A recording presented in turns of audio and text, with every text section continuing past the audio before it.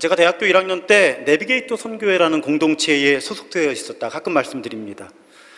그 선교회는 참 많은 성경 구절을 암송하게 했다 말씀드렸었어요. 심지어는 학생 식당에서 모이는데 그날 암송해야 될 성경 구절을 암송하지 않으면 점심을 먹을 수가 없었습니다. 참 인권 침해를 심각하게 당한 거죠.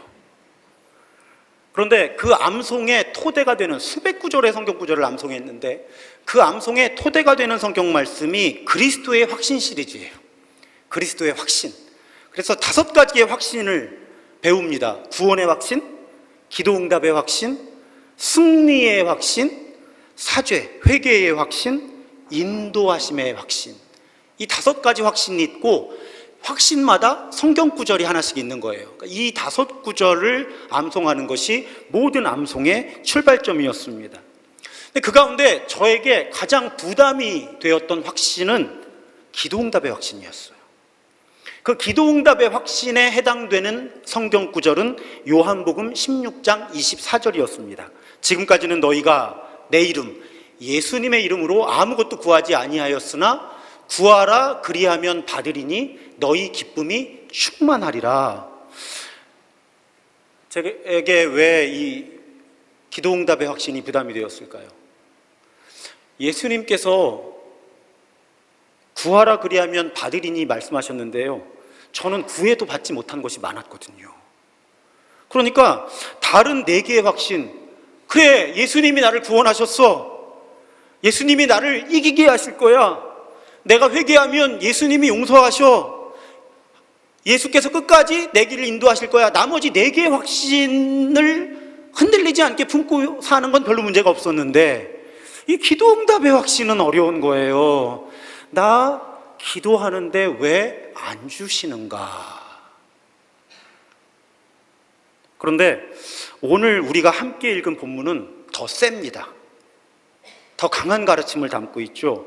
구하라 주실 것이요, 찾으라 찾아낼 것이요, 문을 두드리라 그러면 너희에게 열릴 것이니 구하는 이마다 받을 것이요, 찾는 이는 찾아낼 것이요, 두드리는 이에게는 열릴 것이니라.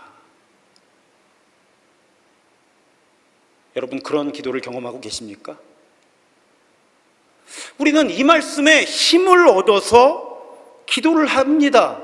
하지만 가끔은 적어도 이 말씀에 걸려 넘어지는 거예요. 제가 옛날에 그랬던 것처럼 기도해도 이루어지지 않는 일들이 많은데 그럼 예수님의 이 말씀을 우리가 어떻게 받아들여야 할까? 오늘 본문을 읽어나가는 저의 질문이었어요. 해석을 좀 넓게 해보죠. 자, 오늘 본문의 흐름은 누가복음에서 예수께서 기도를 가르치시는 흐름이에요. 그래서 오늘 1절부터 출발하는데 우리가 5절부터 읽었잖아요. 그 사이에는 누가복음판 주님의 기도, 주기도문이 있는 거예요. 그러니까 주기도문이 2개의 버전이 있는 거죠. 마태복음판 주기도문과 누가복음판 주기도문. 그리고 이 주님의 기도, 주기도문을 통과하고 났을 때 예수께서 기도가 무엇인지를 가르치시는 본문을 우리가 봉독한 거예요. 근데 예수께서는 기도를 가르치시기 위해서 비유 하나를 말씀하십니다. 비유예요. 우리 실제로 일어난 사건과 비유는 다른 관점에서 다른 방법으로 풀어나가야 한다. 제가 요즘에 많이 강조하는 부분이죠.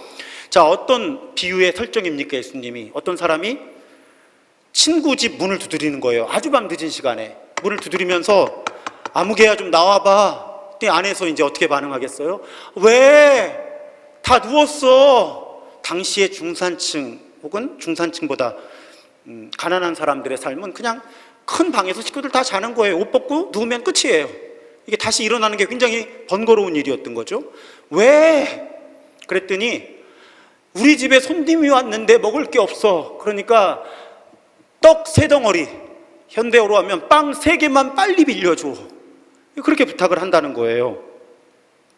예수께서 뭐라고 하십니까? 아무리 늦은 밤이어서 이미 식구들이 다 자리에 누웠어도 그 부탁을 거절하지는 않을 거다. 일어나서 떡 3덩어리를 내줄 거다. 그런 취지로 예수님이 이야기를 이끌고 가시는 거예요.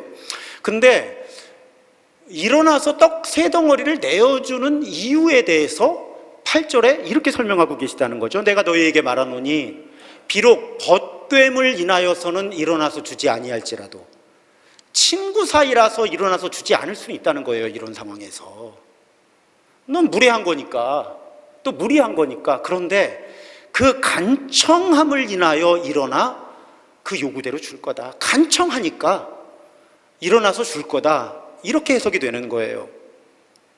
그런데 여러분, 이거 이미 수요 치유 예배와 금요 기도회 때 한 번씩 설명을 드렸지만 주일 예배 때 설명드린 기억이 없어서 오늘 설명을 드리는 거예요. 여기서 간청함 때문에 일어나서 필요한 걸 줄 거다 할 때 이 간청함이라는 단어가 어렵다는 거예요. 오늘 우리가 개역 개정으로 읽었지만 개역 성경에서는 강청이라고 번역을 했어요. 강청이라는 말의 뜻은 무리하게, 강하게, 억지로 부탁을 한다는 뜻이에요. 그래서 이런 기도를 드리라고 한국교회는 강청기도라는 개념까지 만들어서 무리하게, 강하게라도 구하면 하나님이 들어주신다라는 가르침의 근거로 오늘 예수님의 비유를 많이 사용해온 거예요. 다른 한글 성경들 역시 이 부분을 귀찮게 졸라대면 들어주실 것이다, 뻔뻔하게 졸라대는 것 때문에 들어줄 것이다, 이렇게 번역을 하고 있는 거죠. 그리고 나서 예수님께서 구하라, 그러면 너희에게 주실 것이요, 이렇게 말씀하셨다는 거예요. 그래서 여러분, 우리들에게는 아마 그리스도인이 되고 한 10년 이상 되신 분들의 이 뼛속 깊이 강청기도의 영성이 스며들어 있습니다. 그래서 우리는 귀찮게 기도해야 된다, 하나님을 귀찮게 해드려야 된다, 뻔뻔하게라도 기도해야 된다, 무리하게 억지로라도 하나님께 간청하면 하나님께서 마지 못해서라도 들어주실 것이다 라는 생각을 갖고 계신 분들이 많다는 거예요. 기도하실 때 거기에 두 가지 심각한 문제점이 있습니다. 첫 번째 심각한 문제는 내가 기도한 대로 되지 않으면 이렇게 생각하게 되는 거예요. 내 기도가 부족해서, 내 기도가 부족해서, 아직도 내 기도가 부족해서. 두 번째 더 심각한 문제가 있는데, 그것은 우리 하나님을 기도를 강요해서 마지못해 들어주시는 매우 인색한 하나님으로 만든다는 거예요. 우리가 간절히 하나님께 기도하는데 하나님이 야, 너 기도가 부족해, 조금 더 기도해봐, 조금 더 기도해봐, 조금 더 기도하면 내가 들어줄지도 몰라, 조금 더 기도해봐. 우리 하나님을 그런 하나님으로 만들어버리는 해석이라는 거죠. 그리고 계속 내가 죄책감과 수치심에 시달리는 거예요. 기도가 부족해서 그래, 기도가 부족해서 그래. 여러분에게 그런 문제가 없으면 좋겠는데 지금 표정들이 심각하신 거 보니까 아마 그런 문제를 어느 정도 경험해 보신 것 같아요. 그런데 이 비유를 그렇게 강청 기도로 해석하는 것은 글쎄요, 제가 볼 때 해석의 한 4분의 1에서 5분의 1 정도. 예수님은 사실은 다른 이야기를 하시고 싶으셨다는 거죠. 왜 이런 문제가 생겼느냐, 제가 가끔 말씀드리잖아요. 번역이 반역이라고. 번역이 어려워서 그래요. 왜 번역이 어려운가 하면 여기서 간청하다라고 번역된 헬라어 단어가 어원이 아나이데이아라는 단어인데, 문제가 뭐냐면 신약 성경 전체에서 여기 한 번 딱 쓰이는 단어예요.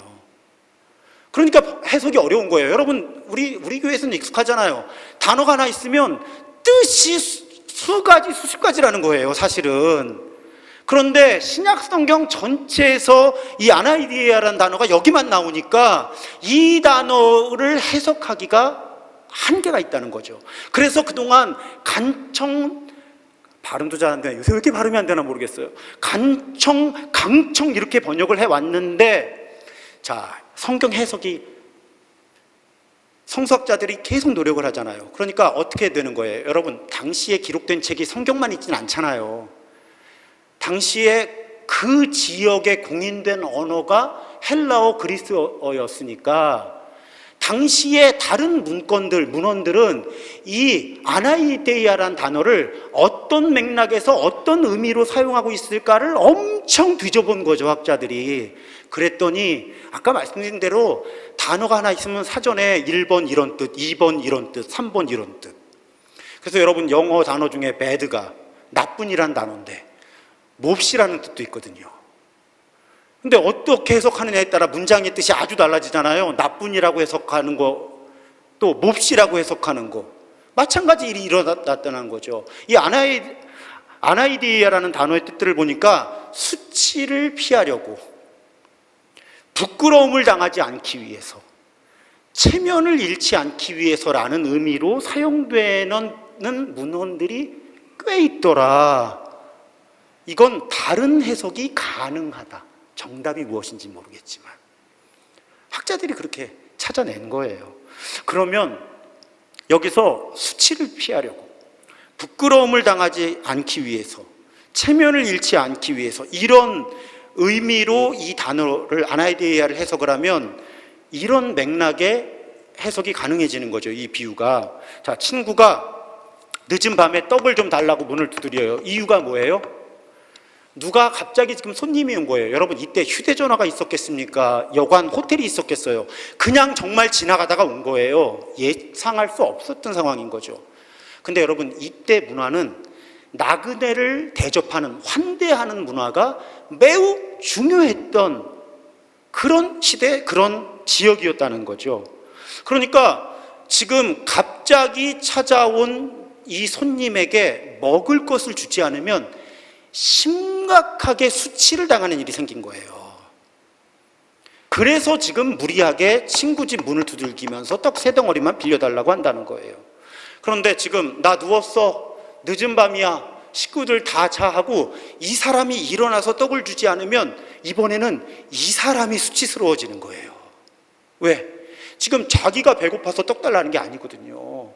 나그네를 환대하기 위해서 떡을 달라는 거예요. 그런데 이 사람이 지금 늦은 밤이라서 못 일어나, 너랑 나랑 그렇게 하기에는 좀 덜 친해, 그래서 움직이지 않으면 이 사람이 나그네를 환대하지 않는 수치스러운 사람이 된다는 거예요.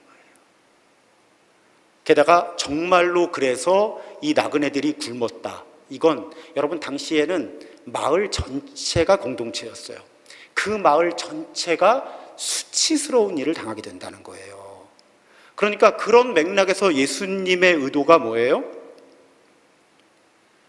강청하니까 마지못해 일어나서 떡을 내줄 거다가 아니라는 거예요. 수치스러운 상황을 피하기 위해서 일어나서 떡을 내줄 거다. 이런 해석이 가능해진다는 거죠. 그래서 여러분 정리해보면 이 비유에는 기도하는 사람의 끈질김을 넘어서는 다른 요소가 있다는 거예요. 성경이 기록된 이 지역과 이 시대에 수치와 명예 문화라고 말씀드리죠. 지금도 명예 살인을 당하는 사람들이 있잖아요. 이 지역에서 너는 우리 가문의 명예를 더럽혔어 하고 가족이 가족을 죽이는 일이 있다는 거죠. 지금도 그렇게 수치와 명예의 문화가 강한 지역, 강한 시대였다는 걸 고려할 때 하나님의 명예, 하나님 백성의 명예가 예수님이 지금 이야기하시는 맥락에서 굉장히 중요했을 거라는 거예요. 그래서 이 비유 속 사람이 손님을 대접하기 위해 늦은 밤에 떡을 빌리려 했던 것처럼 우리가 하나님의 뜻을 이루기 위해서 무엇인가를 기도할 때 하나님은 하나님의 명예를 실추시키지 않기 위해서, 하나님이 수치스러운 존재가 되지 않기 위해서, 또 그렇게 기도하는 하나님의 백성이 수치를 당하지 않게 하시기 위해서, 하나님 백성의 명예를 보호해 주시기 위해서 하나님은 그 기도에 반응하실 것이다라는 논리의 해석이 가능해지는 거죠. 그러면서 예수님이 이 말씀을 어떻게 마무리하시는가도 중요해요. 13절에 보면 너희가 악할지라도 좋은 것을 자식에게 줄 줄 알거든 하물며 너희 하늘 아버지께서 구하는 자에게 성령을 주시지 않겠느냐. 자, 이 말씀이 사실은 여러 각도로 풀어야 되는데, 우선 여러분 예수께서는 우리의 기도를 들으시는 분을 하늘 아버지라고 표현하시면서요 이렇게 표현하시는 거예요. 야, 생각해봐. 사람 아빠도 자식이 뭘 달라 그러면 어떻게든 더 좋은 걸 주려고 애를 쓰는 게 사람 아빠야. 그러면 하늘 아빠는 오죽하겠냐? 하늘 아빠는 너희들이 무엇을 구하든지 간에 그것보다 더 좋은 걸 주시려고 애를 쓰시는 분이야 라고 예수께서는 말씀하고 계시다는 거예요. 그래서 여러분, 예수님은요, 오늘 이 비유와 가르침을 통해 기도 응답은 기도하는 사람의 끈질김 가지고 이루어지는 게 아니라는 거예요. 하나님의 성품, 우리 하나님이 어떤 분이신지, 또 그 하나님의 뜻, 또 그 하나님과 기도하는 사람의 관계가 중요하다는 거예요. 그걸 전제할 때 간청기도, 강청기도, 끈질긴 기도가 의미를 갖는다는 거예요. 단지 끈질긴 기도만 말씀하시는 본문이 아니라는 거죠. 여기서 끈질긴 기도만 읽어내면 안 된다는 거예요. 아까 말씀드린 것처럼 우리가 무슨 비나이다 지성이 부족하다 이런 종교가 아니라는 거예요. 조금 더 지성 있게 기도해봐. 왜 헌금도 좀 더 하지? 하나님이 그런 분이 아니시라는 거예요. 네 정성이 부족해 이런 하나님이 아니시라는 거예요. 어떻게든 뭔가 더 좋은 것을 주시려고 애를 쓰시는 하나님이시다. 예수님은 끈질긴 기도를 말씀하시고 싶었던 것이 아니라 끈질긴 기도를 가능하게 만드는 것이 하나님의 성품이고 하나님의 뜻이고 하나님과 기도하는 사람의 관계라는 메시지를 전하고 싶으셔서 이 말씀을 전하신 거죠. 이렇게 보면요, 여러분, 제가 아까 기도응답의 확신이 부담이 되었다, 그거 제가 성경을 잘못 읽어서 그랬던 거예요. 아까 말씀에서 저는 구하라 그리하면 받으리니에 꽂혔던 거죠. 근데 여러분, 그 앞부분을 놓친 거예요. 그 앞부분에 예수께서 뭐라고 하셨어요? 내 이름으로 구하면, 내 이름으로 구하면. 제가 그 부분을 놓치고 있었던 거예요. 그냥 구하라 그리하면 받으리니만 붙들고 있으니까 왜 기도하는데 안 주세요가 된 거죠. 예수님의 이름으로 기도하라고 하신 부분을 잘 못 읽어낸 거예요. 여러분, 그러고 보면 우리 항상 기도할 때마다 예수님의 이름으로 기도합니다, 아멘 이렇게 기도하잖아요. 거의 공식처럼. 근데 여러분, 예수님의 이름으로 기도한다는 게 어떤 의미일까요? 우리 늘 그렇게 기도하잖아요. 어떤 의미일까요? 우선 보면 예수님의 이름으로 기도한다는 것은 예수께서 우리의 참된 중보자가 되셨다는 고백이죠. 십자가와 부활을 통해서 하나님과 우리 사이를 화해시키시고 연결해 주셨다는 뜻이에요. 그래서 우리가 예수님의 이름을 통해서 기도하면서 하나님께 나아갈 수 있다, 이런 고백이죠. 하지만 여러분, 그 고백 하나로 끝나질 않습니다. 예수님의 이름으로 기도한다는 것은 여러분, 우리가 예수님의 뜻과 일치하는 기도를 드려야 한다는 고백이기도 하다는 거예요. 그러고 보면요, 예수께서 기도응답의 확신을 여러 본문에서 말씀하셨는데 사실은 다 단서가 있었던 거예요. 그런 본문 중에 하나가 요한복음 15장 7절입니다. 보세요. 뒷부분에 보면 무엇이든지 원하는 대로 구하라 그리하면 이루리라 하면 아멘이죠. 앞부분을 안 읽는 거예요, 우리가. 앞부분이 뭐예요? 너희가 내 안에 거하고, 나 예수님의 말씀이 너희 안에 거하면 조건이 있잖아요. 근데 여러분, 설교하는 사람은 저 조건을 얘기하고 싶어 하질 않아요. 왜? 그러면 교인들이 별로 좋아하질 않아요. 부담스러우니까. 그러니까 저 앞부분 뚝 띄어내고 설교를 하든 집회를 인도하든 계속 주님께서 말씀하시지 않았습니까? 여러분, 무엇이든지 원하는 대로 구하라 그리하면 이루리라. 여러분, 기도합시다, 아멘 하는 거예요. 앞부분 얘기 안 하는 거죠, 서로. 여러분, 너희가 내 안에 거하고 내 말이 너희 안에 거하면이 무슨 뜻이에요? 아까 말씀드린 대로 주님과 우리와의 관계를 점검해 보라는 거잖아요. 정말 우리가 주님 안에 거하고 있는지, 또 주님의 말씀이 너희 안에 거하면 무슨 뜻이에요? 주님의 말씀이 우리를 채우고 있으면 여러분, 우리가 기도를 할 때 주님의 뜻대로 기도하게 되겠죠. 그러니까 보세요. 무엇이든지 원하는 대로 구하라 그리하면 이루리라 라는 이 가르침의 전제는 기도의 내용과 하나님과의 관계를 살피면서 기도하라는 거죠. 이 조건을 자꾸 빼먹는 거예요. 그러면서 우리 이상하게 기도하게 되는 거죠. 자꾸 기도가 망가지는 거예요. 기도만 망가지는 게 아니라 기도하는 사람도 망가져요. 하여튼 기도 열심히 하는 분들 중에 이상한 분들을 많이 봤어요. 제가 그동안 살아오면서. 오해하지 마세요. 기도를 많이 하는 게 문제라는 뜻이 아니에요. 기도가 망가지면요, 기도하는 사람이 망가지더라고요. 그리고 그 사람하고 하나님과의 관계도 망가지더라고요. 그게 50여 년 살아온 저의 관찰이에요.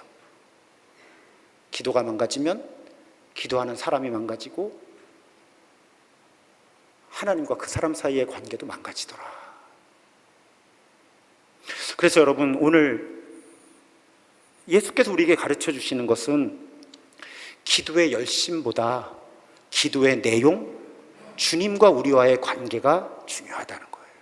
그래서 심지어 야고보서 4장 2절과 3절을 보면 이렇게 날카롭게 비판합니다. 여러분이 얻지 못하는 것은 구하지 않기 때문이요. 오늘 맥락에서 보면 기도하지 않기 때문이요. 구하여도, 기도해도 얻지 못하는 것은 자기가 쾌락을 누리는 데 쓰려고 잘못 구하기 때문입니다. 기도의 내용이 문제라는 거예요. 열심히 기도를 안 해서 문제가 아니라 잘못된 기도를 하기 때문에, 여기서 잘못된 기도라는 건 주님의 뜻에 반하는 그런 기도를 하기 때문에 이루어지지 않는 것이다. 야고보에서 그렇게 지적하는 거예요. 여러분, 기도가 이루어지지 않는 모든 경우가 다 우리가 쾌락을 누리려고 잘못 구하는 것이라 할 수는 없습니다. 하지만 이 야고보서의 가르침은 적어도 우리가 열심히 기도하기에 앞서서 내가 무엇을 기도하는지에 관해 깊이 살펴야만 한다는 가르침을 우리에게 주시는 거죠. 이렇게 보면 아까 예수님께서 그렇게 마무리를 하셨거든요. 구하는 자에게 성령을 주시지 않겠느냐. 왜 성령을 언급하셨을까? 여기서 그 의도가 여기서 드러나는 거예요. 여러분, 우리가 예수님, 성자 예수님의 이름으로 기도하면서 동시에 우리는 우리 안에 계신 성령 하나님과 더불어 기도해야 된다는 거예요. 가장 대표적인 본문 로마서 8장 26절, 이와 같이 성령께서도 우리의 약함을 도와주십니다. 우리는 어떻게 기도해야 할지도 알지 못하지만 성령께서 친히 이루다 말할 수 없는 탄식으로 우리를 대신해서 간구해 주십니다. 여러분, 그래서 우리가 간절히 기도해야 하고 간절히 기도할 수 있는 이유는 우리의 열심이 아니라 하나님의 열심에 있다는 거예요. 초점을 우리의 열심에 맞추면 우리의 기도가 망가진다는 거예요. 하나님의 열심에 초점을 맞출 때 우리가 포기하지 않는 기도를 드릴 수 있다. 거기에 예수님의 의도가 있다는 거죠. 여러분, 잘 생각해 보세요. 오늘 예수님의 가르침, 성부 하나님 어떤 분이다? 어떻게든 우리가 구하는 것보다 더 좋은 것을 주고 싶어 하시는 분이다. 혹시 우리가 나쁜 걸 모르고 구해도 하나님은 어떻게든 그걸 좋은 걸로 바꿔주시려고 애쓰시는 분이라는 거예요. 자, 성자 예수님은 어떤 분이다? 사람으로 오셔서 우리에게 기도를 가르쳐 주신 분이에요. 그리고 십자가와 부활을 통해서 하나님과 우리 사이의 소통의 다리가 되어주신 분이에요. 참된 중보자가 되어주신 분이에요. 성령 하나님은 어떤 분이에요? 우리가 무엇을 기도해야 할지, 어떻게 기도해야 할지 모를 때, 또 우리가 기도할 힘이 없을 때 성령께서는 우리 안에서 우리의 기도를 이끌어 주시고 심지어 우리 대신 기도해 주시기도 하는 분이라는 거죠. 우리의 열심이 문제가 아닌 거예요. 하나님의 열심을 고백하라는 거예요. 하나님의 열심을 알고 하나님의 열심을 고백할 때 우리의 열심이 의미를 갖는다는 거죠. 그것이 예수님의 의도예요. 여러분, 우리는 우리의 기도가 응답되지 않는 것 같아서 답답할 때가 많죠. 하지만 여러분, 오늘 발견하셔야 돼요. 우리는 우리 뜻대로 이루어지지 않아서 답답하지만요, 그 순간도 성부, 성자, 성령 하나님은 어떻게든 우리에게 좋은 것을 주시려고 애쓰고 계시다는 거예요. 우리가 어떤 상황에서도 포기하지 않고 기도할 수 있게 하는 힘은 우리 하나님이 어떤 분이시고 우리를 위해 어떤 일을 어떻게 이루시는 분인가를 아는 지식과 신뢰에서 나오는 거죠. 그래서 끈질기게 기도해야 되는데요, 그 끈질기게 기도하는 힘이 우리의 열심이 아니라 하나님의 열심을 고백할 때, 또 그 하나님을 신뢰할 때 우리가 끈질기게 기도할 뿐만 아니라 바른 기도를 끈질기게 할 수 있는 힘이 생긴다는 거예요. 제가 좋아하는 성공의 김홍일 신부라는 분이 기도하는 삶이라는 책을 쓰셨어요. 여러분, 혼자 읽긴 굉장히 어려우세요. 언어가 굉장히 힘들어요. 그래서 우리 영적 동반 모임에서 제가 함께 읽어나가고 있는데, 거기 이런 글이 있어요. 기도하는 사람이 행해야 할 첫 번째 일은 우리를 애워싸고 계신 하나님을 기억하고 하나님을 향해서 주의를 기울이며 하나님께 이끌리기를 갈망하는 것입니다. 여러분, 기도를 시작하려고 할 때 오늘 열심히 기도해야지, 이런 기도를 해야지, 이게 첫 번째 챙길 일이 아니라는 거예요. 우리 교회 언어로 하면 우리 위에서, 우리 곁에서, 우리 안에서 나와 항상 함께 하시는 하나님께 주의를 집중하라는 거예요. 그리고 그 하나님이 이끄시는 기도를 하겠다고 결심하라는 거예요. 이게 기도하려고 하는 사람이 첫 번째로 신경 써야 될 문제라는 거예요. 기도 제목 정리하고 오늘 열심히 기도해야지, 시게 기도해야지, 이게 첫 번째 관심이 되면 안 된다. 또 이어서 말합니다. 두 번째 일은, 기도하려고 하는 사람이 챙겨야 될 두 번째 일은 하나님의 임재 안에 머물고자 하는 갈망과 함께 하나님 앞에서 우리의 마음을 정직하게 기꺼이 열어드리려는 마음이다. 기도는 하나님 안에서 자신의 삶과 계획과 관계들을 정직하게 돌아보는 겸손과 하나님의 뜻에 기꺼이 승복하려는 순종적 의지로 하나님 앞에 나아가는 것이다. 그러니까 첫 번째 기도하는 사람이 챙겨야 될 것은 하나님의 임재를 떠올리는 것이고, 두 번째는 내 뜻이 아니라 하나님께서 이끄시는 기도를 통해 하나님의 뜻이 이루어질 것을 갈망하는 것이다. 그 다음에 우리가 무엇을 얼마나 열심히 기도해야 되는 문제가 나오는 거죠. 우리 교회에서는 이 부분을 잘 기억하시면 좋겠어요. 열심히 기도해야지, 조목조목 기도해야지, 끈질기게 기도해야지 보다 앞서 있는 것은 나를 너무너무 사랑하시는 하나님의 임재 안에 내가 머물고 있음을 기억하는 것과 내 마음을 솔직하게 하나님께 열어드리고 하나님께서 정말 나를 만져주시고 빚어주시고 내 삶을 이끌어주시기를 기대하는 그 갈망, 겸손한 갈망, 순종하겠다는 결심, 그것이 우리의 기도에 있어서 무엇보다 중요한 요소라는 것입니다. 그래서 이렇게 이해하시면 좋겠어요. 말을 좀 만들어 봤습니다. 우리가 구하는 이마다 받을 것이요 라는 그 기도가 우리의 현실이 되기 위해서, 물론 우리는 끈질기게 기도해야 합니다. 하지만 더 중요한 것은 우리가 삼위일체 하나님의 임재 가운데 성자의 이름으로 성령의 이끄심에 따라 성부 하나님을 신뢰하면서 기도하려고 하는 것이 중요하다. 다시요, 순서는 바꿔도 돼요. 내게 더 좋은 것을 원하시는 성부 하나님께 성자의 이름으로 성령의 이끄심에 따라 기도하는 것, 그런 기도가 끈질기게 이루어질 때 그것이 하나님 마음에 합한 기도라는 것입니다. 그런데 왜 끈질기게 기도해야 될까? 마지막 꼭지예요. 어차피 하나님 다 안 들어주실 거잖아요. 제가 너무 정직한가요? 사실은 우리 기도한 대로 다 안 돼요. 현실이잖아요. 왜 자꾸 저 목사가 왜 이렇게 믿음이 없지라는 눈빛으로 쳐다보세요. 그런데 왜 예수님은 구하면 주실 거라고 하면서 끈질기게 기도하라고 하셨을까요, 여러분? 이 부분이 사실은 저를 제일 힘들게 한 부분인데, 오늘 설교를 준비하다가 제가 깊은 은혜를 받았어요. 주님이 이렇게 말씀하시는 의도는요, 여러분, 우리가 기도를 포기하지 않는 것이요, 하나님과의 관계를 포기하지 않는 거기 때문이에요. 기도를 포기하지 말라고 주님께서 가르치신 건 그 그래야 우리가 하나님과의 관계를 포기하지 않거든요. 여러분 욥을 보십시오. 욥기. 극심한 고난과 친구들의 공격에도요, 욥은 하나님과의 대화를 끝까지 포기하지 않습니다. 그게 왜 어떤 의미예요? 욥이 하나님과의 관계를 포기하지 않은 거예요. 그러고 나니까 어떤 일이 생겨요? 때가 되니까 하나님을 새롭게 만나게 됐던 거예요. 그래서 문제를 넘어설 수 있게 된 거죠.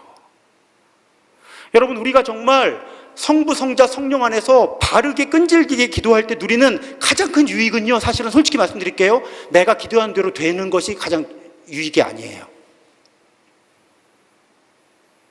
여러분, 제 기도가 응답받지 못해서 저는 신도중앙교회 담임 목사가 됐어요. 아시는 분들 다 아시잖아요. 여기 담임 목사 결정되기 전에 1년 반 동안 5군데가 안 된 거예요. 너덜너덜해졌었어요, 제가. 아주. 근데 여러분, 지나고 나서 저의 고백이 무엇입니까? 하나님이 그때, 물론 제가 기도할 때 잘했어요. 하나님, 하나님의 뜻이시면, 제가 꼭 단서를 붙였거든요. 저 교회 담임이 되게 해주십시오. 뜻이 아니시면 마시고요. 근데 솔직히 그렇게 기도해도 낙심은 돼요. 거절의 아픔, 거절의 상실감. 근데 여러분, 신도중앙교회 담임 목사가 된 이후에 제가 어떻게 고백합니까? 5번 하나님이 거절하셔서 제가 신도중앙교회 담임이 되는 특혜를 누리는 거잖아요, 지금. 그러면 하나님이 제 기도를 안 들어주셔서 제가 지금 은혜를 받고 있는 거잖아요. 여러분, 왜 주님이 끈질기게 기도하라고 하시는 거냐면, 그러면 우리 뜻대로 된다가 아니라는 거예요. 정말 바른 기도를 끈질기게 하면요, 그 사람이 하나님과의 사귐이 깊어져요. 하나님과의 사귐이 깊어지면 어떻게 되는 줄 아세요? 내 기도대로 되든 안 되든 관계가 없는 사람이 되는 거예요. 왜? 내 뜻대로 되지 않아도 하나님의 뜻이 이루어지는 것이 내게 더 복이라고 고백할 수 있는 사람이 되는 거죠. 그리고 그렇게 살다 보면 정말 내 기도가 그때 거절당했기 때문에 하나님이 나에게 이런 은혜를 주시는 거구나라고 고백하는 사람이 된다는 거예요. 다시 정리해 볼게요. 바른 기도를 끈질기게 하면 너희들이 기도하는 대로 다 들어줄 때가 아니라는 거예요. 바르게 끈질기게 기도하면 네가 기도하는 것과 관계없이 하나님과 친밀하게 살아가면서 하나님이 이루시는 일을 경험하게 해줄게 라는 약속이라는 거죠. 저도 오늘 설교 준비하면서 그 틀을 잡았어요. 사실 오늘 본문이 설교하기 난해한 부분이거든요. 그래서 행복해요, 지금 되게. 근데 또 하나님은 꼭 그 깨달음을요, 토요일 밤 11시에 주셔요. 원고 2주 전에 썼는데 그때 주시면 얼마나 좋아. 마음 편하게 2주를 보낼 수 있으니까. 어제 저녁까지 노심초사하다가 꼭 밤 11시에 그 깨달음을 주셔서 결론이 밤 11시에 나온 거예요. 그럼 얼마나 감사하는 마음으로 잠자리 들었는지 몰라요. 사랑하는 여러분, 오늘 말씀을 통해 혹시 한동안 중단했던 기도가 있으시면 다시 시작하세요.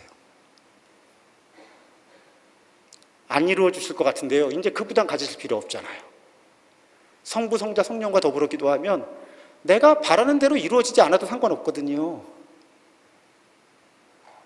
내 기도를 통해서 하나님하고 친해지고 내 삶 속에 하나님의 일이 이루어지는 걸 보는 건데 얼마나 재밌는데요.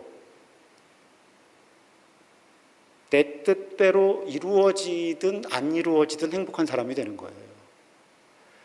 내 뜻대로 이루어지든 안 이루어지든 기뻐하는 사람이 되는 거예요. 내 뜻대로 이루어지든 안 이루어지든 감사하는 사람이 되는 거예요. 바른 기도 끈질기게 하면서 그렇게 하나님과의 사귐도 깊어지고 구하는 사람에게 주시는 은총을 누리게 되는 우리가 되기를 주님의 이름으로 축복합니다.